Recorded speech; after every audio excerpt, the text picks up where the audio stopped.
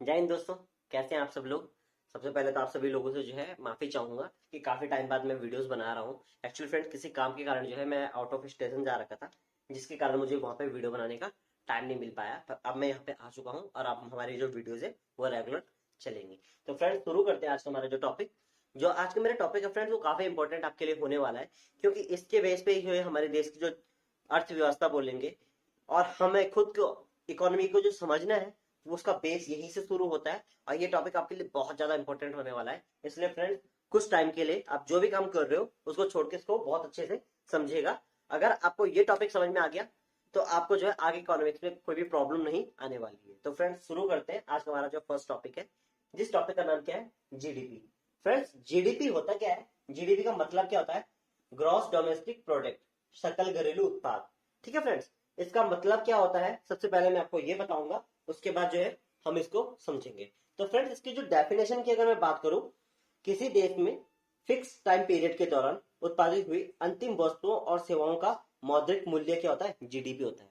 Friends मैं आपको एक बार लिख भी देता हूं ताकि मैं इसको बहुत अच्छे से आपको समझा पाऊं। ठीक है फ्रेंड, किसी देश में उत्पादित किसी देश में फिक्स, आप चाहो तो इसको ऐसे भी लिख सकते हो, कोई इश्यू नहीं है, फिक्स टाइम पीरियड के दौरान के दौरान उत्पादित हुई वस्तु, उत्पादित हुई उत्पादित हुई अंतिम वस्तु और सेवाएं, अंतिम वस्तु और सेवाओं का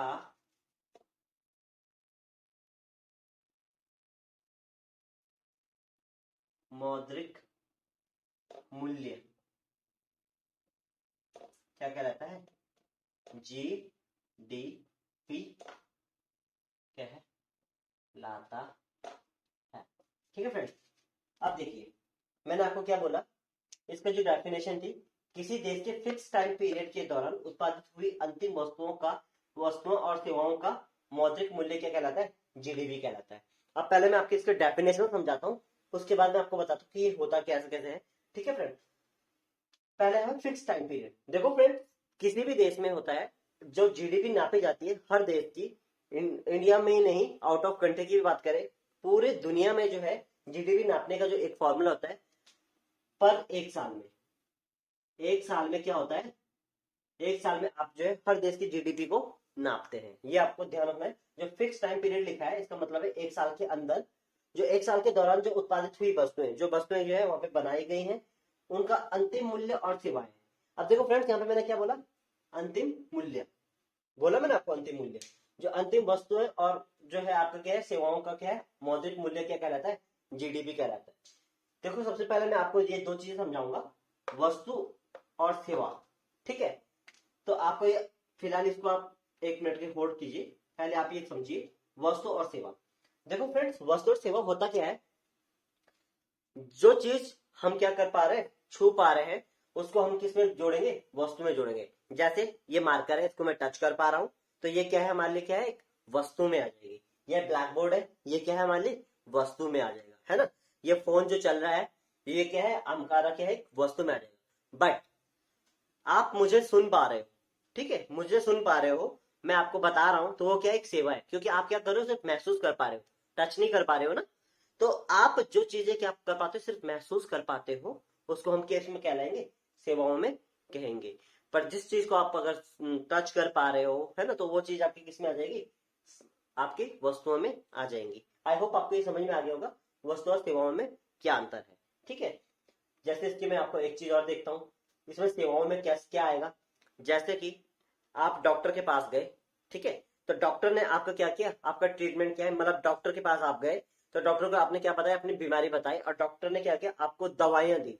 पर जो दवाइयां आपको दी गई हैं वो तो किस में आ जाएंगी, वस्तु में आ जाएंगी, ठीक है। बट जो ट्रीटमेंट जो उन्होंने उस अपनी सेवाएं मतलब जो आपको देखा और आपके कौन सी बीमारी है उसका पता लगा के आपके लिए जो दवाइयां दी, तो जो वो बीच में जो आपके बीच की जो वार्तालाप हुई है, तो उसमें जो उसका टाइम है तो वो उसकी क्या हुई, सेवा हुई। जो डॉक्टर की आपकी फीस होती है वो किस में आएगी, सेवा में आएगी। बट उसके द्वारा जो दी गई दवाइयां हैं वो किस में आएंगी, आपकी वस्तुओं में आएंगी। आई होप अब आपको समझ में आ गया होगा वस्त्र सेवाओं में अंतर क्या है, ठीक है फ्रेंड्स। अब मैंने यहाँ पे क्या बताया, अंतिम। अब आपको अंतिम का मतलब समझाता हूँ, ठीक है फ्रेंड्स। मैं आपको पीडीएफ वगैरह प्रोवाइड करवा दूंगा बाद में, इसलिए मैं जो है ये सिर्फ जो है थोड़ा ब्लैक बोर्ड छोटा है मेरा, तो इसलिए मैं जो है आपको थोड़ा थोड़ा मिटा मिटा के बताना पड़ता है, ठीक है। तो मैंने आपको क्या बताया यहाँ पे मैंने बताया आपको अंतिम वस्तु। देखो फ्रेंड्स, अंतिम वस्तु क्या होता है, इसको मैं आपको जो सबसे बेस्ट एग्जांपल देता हूँ। कोई भी चीज जब बन के आती है, देखो मान लो मैंने क्या किया, गन्ने के खेतों में क्या किया, गन्ना उगाया। तो जो गन्ना था, गन्ना, तो गन्ने का रेट मैंने किसान से जो है कितने में लिया, अब मान लो 5 रुपए का गन्ना लिया, एग्जांपल दे रहा हूँ, 5 रुपए के पर गन्ने के हिसाब से गया। इसको लेके गए हम कहा, फैक्ट्री में, फैक्ट्री में, ठीक है। फैक्ट्री में मैंने इस गन्ने से क्या बना ली, चीनी या गुड़, कुछ भी आप सोच लो, चीनी। चीनी जो मैंने बनाई, चीनी को क्या किया मैंने, यहां से लेके गया, चीनी फैक्ट्री में जितने की बनी उसको मैंने कहा दे दिया, दुकानदार को या किसी को भी। तो जो चीनी का रेट होगा, मान लो चीनी का रेट मुझे मिला 20 रुपए या 30 रुपए जो भी है, चलो 30 रुपए मान लेता हूँ, 30 रुपए मुझे चीनी का रेट पड़ा। अब इस दुकानदार ने उससे क्या कर दी, क्या बना दी, मिठाई। और मिठाई का रेट कितना हो गया, 150 रुपए, ठीक है फ्रेंड्स, समझ में आया। 5 रुपए का गन्ना पड़ा, 30 रुपए की चीनी पड़ी, और उसका उसने क्या कर दिया, मिठाई बनाकर 150 रुपए में क्या कर दिया, उसको बेच दिया। तो फ्रेंड जीडीपी में क्या काउंट होगा, जीडीपी में आप 5 रुपए या 5 और 30, 35 और 150, यानी कि 185 रुपए, ये काउंट होंगे, या सीधा अंतिम मूल्य क्या है आपका, ये काउंट होगा, ठीक है। तो काउंट क्या होगा, ये जीडीपी, अंतिम मूल्य, समझ में आया। जीडीपी यानी कि यहाँ से जो चीज प्रोसेस शुरू हुई थी, यहाँ से हमने गन्ना बनाया था, फैक्ट्री तक गया, फैक्ट्री से दुकानदार के पास गया, उसने मिठाई बना के 150 रुपए में क्या करते, उसको बेच दिया। तो जो देश को जो प्रॉफिट की बात होगी तो किसकी होगी, अंतिम मूल्य, मिठाई। मिठाई के बाद कुछ बनेगा, मिठाई के बाद आप खाते सीधे पेटी में तो डालोगे, है ना। तो ये क्या हो गया, इसका अंतिम मूल्य हो गया। तो अब समझ में आया आपको कि यहाँ पे अंतिम वस्तु का मतलब क्या था। अंतिम वस्तु का मतलब था कि जो आपके जो भी आपके गुड्स बनते हैं, तो वो जो उसका लास्ट होता है, उसके बाद उसकी स्टेज के बाद कुछ नहीं बन सकता, उसको उस मूल्य को क्या किया जाता है, जीडीपी में जोड़ा जाता है। तो आई होप आपको ये समझ में आ गया होगा कि जीडीपी में क्या जोड़ा जाता है, अंतिम वस्तु का मतलब क्या, ठीक है फ्रेंड। तो ये आपको एक चीज तो समझ में आ गया कि यहाँ पे जीडीपी होता क्या है। अब देखो जीडीपी में एक चीज और है, जीडीपी में ग्रॉस, ग्रॉस का मतलब होता है टोटल, टोटल, ठीक है, टोटल घरेलू उत्पादन, यानी कि जो हमारे द्वारा बनाया जाता है। जीडीपी में क्या जुड़ता है, जीडीपी में सब कुछ जुड़ता है। जीडीपी का मतलब होता है टोटल। इसका एग्जांपल मैं आपको देता हूं। आप क्रिकेट ग्राउंड, क्रिकेट देखने अगर कभी जाते होंगे, तो क्रिकेट में क्या होता है, क्रिकेट में क्या है कि आपके ग्राउंड में खिलाड़ी कितने होते हैं, दो टीमों के 22 खिलाड़ी होते हैं टोटल, जो काम के होते हैं, ठीक है। अंपायर वगैरह को मैं भी फिलहाल साइड कर रहा हूँ, पर जो खेलते हैं, हमें जो सबसे ज्यादा मजा आता है इन 22 लोगों को देखने में ही आता है। पर ग्राउंड में भीड़ कितनी होती है, आपको भी पता है, बहुत सारी होती है, ठीक है। 500, 1000 जो भी होते हैं, ये होती है। तो आपका जो ग्रॉस में आएगा, तो ग्रॉस में क्या आएगा, पूरा 5,000, 500, 5,000 जितना भी होता है, ये किस में आएगा, ग्रॉस में आएगा, ठीक है। ग्रॉस घरेलू उत्पादन, सकल घरेलू उत्पादन, यानी कि ग्रॉस यानी कि टोटल, ठीक है। तो टोटल का मतलब होता है कि आपके जिस देश में जितनी भी मैन्युफैक्चरिंग हुई है, जो भी चीजें बनी है, सबको जोड़ा जाता है उसमें। हम सबकी इनकम को जोड़ना, ठीक है। हम जितने भी लोग होते हैं, जितने भी हमारे देश में जो जनसंख्या है, यहाँ की है, बाहर की है, जो भी आ रखे, तो सब मिला के जो कमाते हैं, जो सब मिलके जो होता है, वो हमारे किस में जुड़ता है, जीडीपी में जुड़ता है। आई होप आपको ये समझ में आ गया होगा। बट होता क्या है, इंपॉर्टेंट क्या होता है, वो मैं आपको आगे बताने वाला हूँ। तो जीडीपी का मतलब समझ में आ गया कि जीडीपी में क्या होता है, जीडीपी पूरे देश की होती है, ठीक है। पूरे देश में जितना भी व्यापार होता है, जितना भी मैन्युफैक्चरिंग होती है, जितनी भी हमारी सेवाएं होती है, उनके द्वारा जो हमें मूल्य मिलता है उसको हम क्या बोलते हैं, ग्रॉस में जोड़ देते हैं, यानी कि जीडीपी में जोड़ देते हैं। तो फ्रेंड्स ये होता है जीडीपी। अब मैं आपको थोड़ा जीडीपी की हिस्ट्री की बात करूं तो भारत में सबसे पहले जो जीडीपी थी 1876 में जो है, जीडीपी को जो है आपका 1876 में, जिसको जनक कहा जाता है भारत में जीडीपी का जनक भारत में, वो किसे बोलते हैं, हम उसको बोलते हैं दादा भाई नौरोजी को। दादा भाई नौरोजी को। ये आपका जो है फ्रेंड्स, आपका काफी इंपॉर्टेंट क्वेश्चन है, कई बार क्वेश्चन पूछा जाता है। क्वेश्चन सिंपल आता है, भारत में जीडीपी का जनक किसे कहा जाता है, ये इकोनॉमिक्स क्वेश्चन है। और अगर आप जब किसी को पूछोगे तो ये आपके लिए काफी बेस होता है। कई बार अगर आपका कोई भी इंटरव्यू वगैरह कोई भी चीजें होती है, कई बार आपके ये कई टाइप पे ऐसे क्वेश्चन आते हैं जहाँ पे नॉर्मल क्वेश्चन पूछे जाते हैं। तो जैसे उन्होंने जीडीपी पूछा तो उन्होंने कहा कि अच्छा भारत में जो है जीडीपी का जनक किसे कहा जाता है, तो दादा भाई नौरोजी को कहा जाता है। और इन्होंने जो पहले जीडीपी की जो जनगणना जनगणना बोला, जो गणना की थी वो 1876 में पहली बार जो भारत में क्या हुई थी, जीडीपी की गणना हुई थी। ये आपको ध्यान रखना है, ये इसका बेसिक क्वेश्चन है, ठीक है फ्रेंड। अब इसके बाद जो है इसमें क्या होता है फ्रेंड, इसमें दो चीजें जो इंपॉर्टेंट होती हैं। देखो एक क्वेश्चन इसमें और है, देखो फ्रेंड्स मैं कंपटीशन के हिसाब से आपको पढ़ा रहा हूं ताकि आपको समझ में आए कि हाँ कहाँ पे कौन सा क्वेश्चन आ सकता है।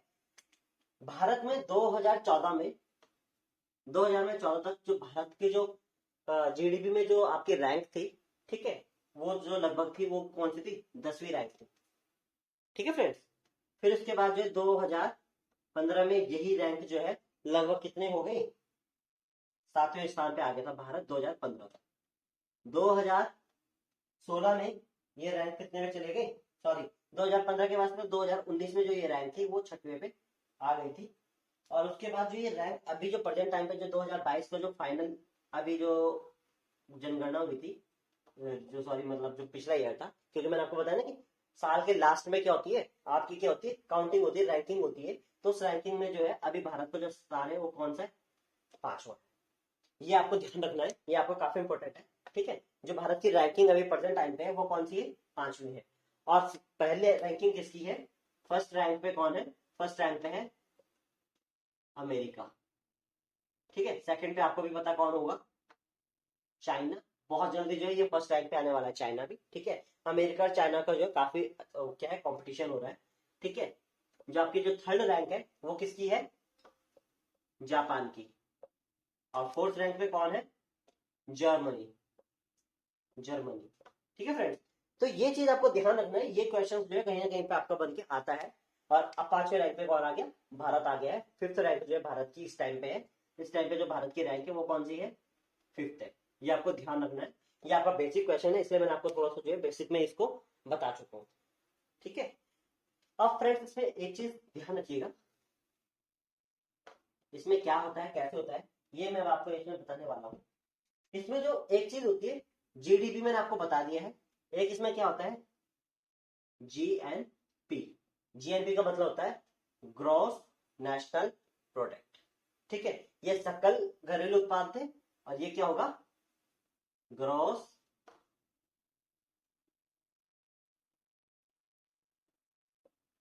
नेशनल प्रोडक्ट, ठीक है। इसको हम क्या बोलेंगे,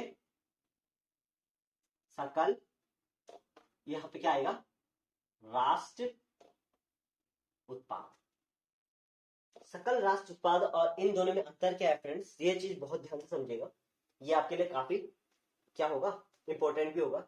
देखो फ्रेंड जो जीडीपी होता है, जीडीपी में क्या होता है, जो हमारे देश के अंदर जो भी चीजें हुई है, जो हमारे देश के अंदर बाउंड्रीज है, ठीक है, हमारे देश में जो 28 राज्य हैं उनमें जितना भी उत्पादन जो भी हुआ है ये हमारे देश की क्या आ जाती है, जीडीपी में आ जाता है। पर जीएनपी क्या होता है, आपको पता है फ्रेंड्स, हमारे देश से आउट ऑफ कंट्री भी क्या है, काफी एनआरआई रहते हैं, हम एनआरआई बोलते हैं, आपको मैंने पढ़ा रखा ऑलरेडी एनआरआई क्या होता है पॉलिटिकल क्लास में। जो एनआरआई होते हैं जो विदेशों में काम करते हैं हमारे भाई, तो लगभग 55 लाख कि प्लस जो है 55 लाख प्लस जो लोग हैं वो क्या करते हैं, बाहर विदेशों में क्या करते हैं, काम करते हैं। चाहे वो होटल्स में बोले, चाहे किसी भी फील्ड में बोले, तो 55 लाख से ज्यादा लोग जो है बाहर के देश में क्या करते हैं, बाहर के काम, वहां से काम करते हैं। तो वहां से जो इनकम आती है ना फ्रेंड्स, वहां से जो उनके द्वारा जो इनकम हमें, मतलब उनके द्वारा कमाए गए पैसे जो वो जो है हमारे देश में भेजते हैं, उसको क्या बोलते हैं, जीएनपी। आई होप आपको समझ में आ गया होगा। अब फ्रेंड्स इसमें एक चीज मैंने आपको नहीं पढ़ाया है, वो भी मैं आपको थोड़ा सा पढ़ा लेता हूँ, वो आपके लिए काफी इंपॉर्टेंट है। इसलिए यहाँ पे क्या बताया मैंने, प्रोडक्ट। ठीक है, देखो फ्रेंड्स प्रोडक्ट क्या होता है, इसको हम बोल सकते हैं उत्पाद या उत्पादन। अगर हम बोले उत्पादन, देखो फ्रेंड्स किसी भी उत्पादन को शुरू करने के लिए, किसी भी उत्पादन को अगर हम जब शुरू करते हैं, तो उसके लिए जो मेन सबसे पहले चाहिए वो क्या चाहिए, पूंजी। ठीक है, आप पूंजी यानी पैसा। तो पूंजी को आप कैसे करोगे, पूंजी दो टाइप से आ सकती है। या तो आप क्या करोगे, आपके पास खुद का पैसा हो, अगर आपके पास खुद का पैसा नहीं तो आप क्या करोगे, ऋण लोगे, ऋण यानी कि लोन लोगे। ठीक है फ्रेंड्स। नंबर दो, किसी बिजनेस को शुरू करने के लिए आपके पास दूसरा क्या चाहिए, भूमि। अब जो आपकी भूमि है, अब हो सकता है कि आपके पास खुद की हो तो ठीक है, अगर खुद की ना हो तो आप क्या करोगे, किराए पे लोगे, किराया।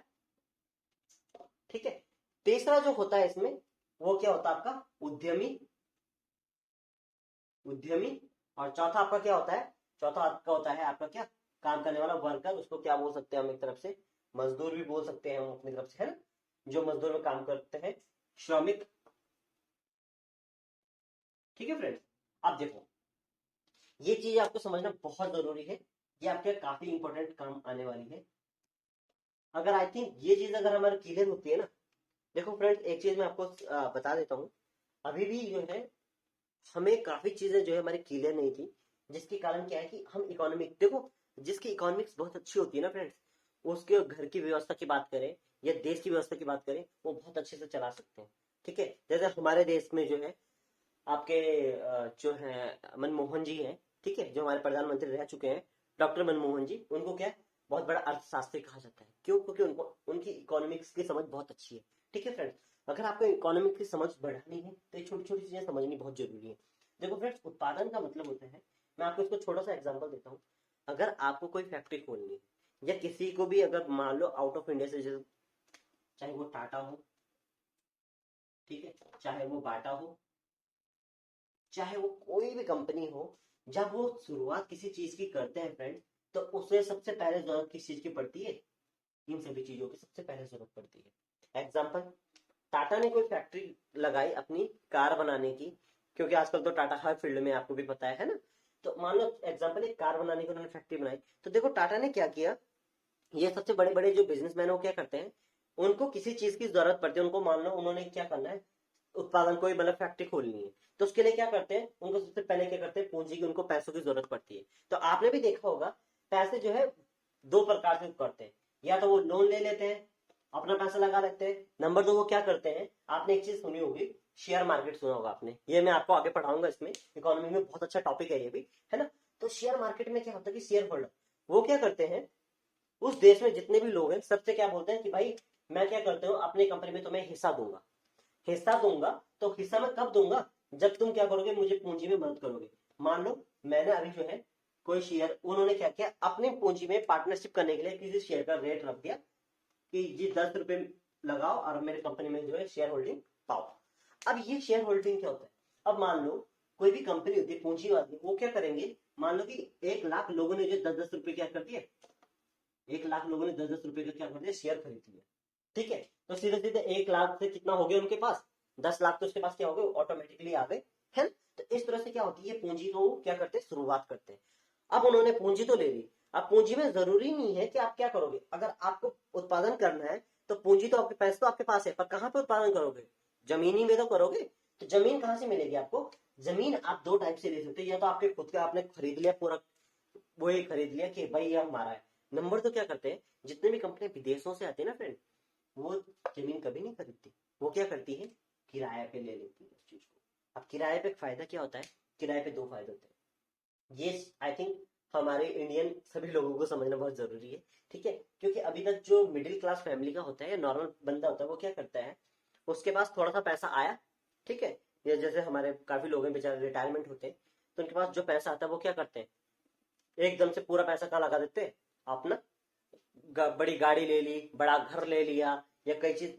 तो जो भी बड़े बड़े बिजनेसमैन होते हैं फ्रेंड्स, या जो भी मारवाड़ी लोग होते हैं, आपने सुना होगा, तो उनको क्या है, उनका दिमाग बहुत तेज होता है। वो क्या करते हैं, कभी भी हो एक फॉर्मूला याद रखना, 10% पैसा हमेशा अपने घर और गाड़ी पे ही खर्च करना, इससे ज्यादा नहीं। 10% आपके घर और गाड़ी पे खर्च होना चाहिए, और जो 90% पैसा है वो कहाँ पैसा खर्च होना चाहिए, आपके बिजनेस पे, ठीक है। यही फॉर्मूले पे क्या चलते हैं, हमारी जो विदेशी कंपनियां जो होती हैं वो इस फॉर्मूले पे चलती हैं। वो जमीन खरीदने से ज्यादा बेस्ट क्या करती है, किराए पे ले लेती है, ठीक है। अब किराए पर उन्होंने ले लिया, अब वहां पे क्या आपके पास पैसा भी है, आपके पास क्या है, जमीन भी है। उद्यमी का मतलब होता है आपका एंटरप्रेन्योर, क्या होता है, आप मतलब खुद भी हो सकते हो, है ना, मालिक भी हो सकता है। श्रमिक, अब क्या चाहिए हमें, बाहर से क्या चाहिए हमें, लेबर, जो कि क्या करे, उसको काम करे। जो मजदूर होते हैं, मजदूर भाई लोग जो मेहनत करके क्या करते हैं, रोटी करते हैं, तो उनके लिए क्या है, उनकी भी जरूरत होती है। तो इन चार चीजों से क्या होता है, किसी चीज का क्या होता है, उत्पादन होता है। तो फ्रेंड्स जब ये चार चीजें होती हैं, तभी जाके क्या होता है, किसी भी चीज का क्या होता है, आपको उत्पादन हो सकता है। चाहे वो गन्ने की फैक्ट्री लगा लो, चाहे आप किसी भी चीज की फैक्ट्री लगा लो, उसके लिए जो ये चार चीजें बहुत जरूरी होते हैं। तो आई होप आपको उत्पादन का मतलब समझ में आ गया होगा, ठीक है फ्रेंड्स। अब शुरू करते हैं यहाँ पे जो मैं आपको पढ़ाने वाला हूँ।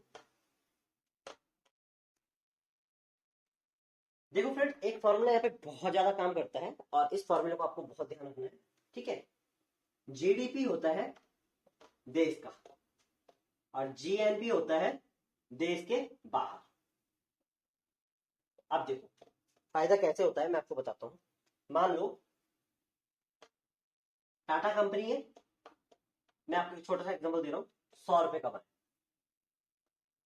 बाटा कंपनी है, उसने भी 200 रुपए कमाए। और एक कंपनी बाहर की ले लेते हैं, जैसे सैमसंग ले लो, या एलजी ले लेते हैं। एलजी कंपनी है, ठीक है, उसने कितने कमाए, 100 रुपए कमाए, ठीक है। ये आपको समझ में आ गया। अब देखो ये कमाए, और एक हमारा जो जीएनपी में हमारा जो कोई फ्रेंड है जो बाहर रहता है, ठीक है, जैसे मान लो हमारा बाहर कौन रहता है, विक्रम रहता है। विक्रम एक दोस्त है, तो वो क्या करता है, वो यहाँ नहीं रहता, वो कहाँ रहता है, आउट ऑफ इंडिया रहता है। उसने वहां से वो कितना कमाता है, वो भी वहां से कितना कमाता है, वो कमाता है मान लो वहां से 120 रुपए कमाता है। एग्जाम्पल में आपको ये देता हूँ कि 120 रुपए वो वहां से कमाता है। अब देखो फ्रेंड्स, टोटल अगर आप जब जीडीपी निकालोगे, तो टोटल जीडीपी कितनी होगी हमारी, टोटल जीडीपी हम कैसे निकालते हैं, ये आपका 100, 200, 100, ये कितना होगा, 400। 400 आपकी क्या हो गई, जीडीपी हो गई, ठीक है। अब जो जीएनपी होता है, जीएनपी को क्या है, आप इसमें जोड़ दोगे जीएनपी निकल जाएगी। बट आपका जो इसमें एक क्वेश्चन जो आपका सबसे इंपॉर्टेंट क्वेश्चन होता है, जीडीपी और जीएनपी को जब अलग करते हैं, ठीक है, तो जीडीपी और जीएनपी को जब हम घटाते हैं, तो उसमें क्या बोलते हैं, शुद्ध साधन आय निकलती है। वो कैसे निकलती है मैं आपको बता देता हूँ। जैसे टाटा, बाटा, ये हमारे देश की कंपनी है ना। जो पैसा हमारे देश के अंदर आ रहा है, जो पैसा हमारे देश के अंदर आ रहा है, और जो पैसा हमारे देश के से बाहर जा रहा है, जो बाहर की कंपनी में जा रहा है, उन दोनों को जब डिफरेंस निकालते हैं, उससे जो आय निकलती है उसको क्या बोलते हैं, शुद्ध साधन आय, ठीक है फ्रेंड्स। अब इसका क्या होता है, जैसे मैं आपको एग्जांपल देता हूँ, टाटा और बाटा ये हमारे देश की कंपनी है 300, पर जो एलजी है वो क्या है, बाहर की कंपनी है, तो ये 100 रुपए लेके बाहर जाएगी। पर जो विक्रम है, ये क्या है हमारा जीएनपी, ये वहां से बाहर से पैसे लेके कहाँ आ रहा है, अंदर आ रहा है। तो इसको कैसे निकालेंगे मैं आपको बता देता हूँ, ठीक है। तो यहाँ पे मैंने क्या कर दिया, टाटा लिख दिया प्लस बाटा लिख दिया। अब देखो प्लस, प्लस में मैंने क्या किया, पहले विक्रम को, क्योंकि वो हमारे देश में पैसे को ला रहा है, तो यहाँ पे विक्रम को मैं किससे डिनोट करता हूँ, ए से डिनोट करता हूँ। माइनस, माइनस मैंने क्या किया, एल जी, क्योंकि ये पैसा लेके बाहर जा रही है, तो इसको मैंने किससे डिनोट कर दिया, बी। ये आपका एक फॉर्मूला बन गया, जो सबसे मेन फॉर्मूला होता है। अब देखो ये प्लस था 100 प्लस 200 प्लस विक्रम कितना लेके आ रहा है 120 और यहाँ पे माइनस एलजी कितना लेके जा रही है 100। टोटल कितना हुआ आपका, टोटल आपका हुआ 420। तो इसमें आपका क्या हो रहा है 20 का प्रॉफिट। तो जो आपका ये 20 है 20 रुपीज जो आपका निकला है, ये आप जो इन दोनों का अगर आप वो निकालोगे इसको क्या बोलेंगे हम, शुद्ध साधन आय। तो फ्रेंड्स ये चीज ध्यान रखना, कई बार क्वेश्चन जरूर पूछता है ये भी कि शुद्ध साधन आय किसे बोलते हैं, उसको निकालते कैसे हैं। तो ये चीज आपको निकालना बहुत जरूरी है। आई होप ज्यादा घिचपिच हो गया आपके लिए, है ना, कोई बात नहीं, मैं आपको इसको और अच्छे से समझाऊंगा इसके बाद में। बट आज की वीडियो कुछ ज्यादा लंबी हो गई है, तो आप पहले थोड़ा सा आपको बस जीडीपी समझना कि जीडीपी होता क्या है, वो मैं आपको समझा चुका हूँ। फ्रेंड्स आज की वीडियो में इतनी रखता हूँ, कल की वीडियो में इसको मैं और अच्छे से क्लियरफाई करूंगा कि इसके आगे क्या क्या होता है। तो आई होप आपको वीडियो अच्छी लगी होगी, अच्छी लगी हो तो आप जो इसको लाइक करें, सब्सक्राइब भी करें चैनल को अगर आपका मन करे तो, और मुझे जो सपोर्ट करें। अगर जो क्वेश्चन आपको समझ में ना आ रहा हो तो आप प्लीज मुझे जो कमेंट करके जरूर बताएं। Thank you.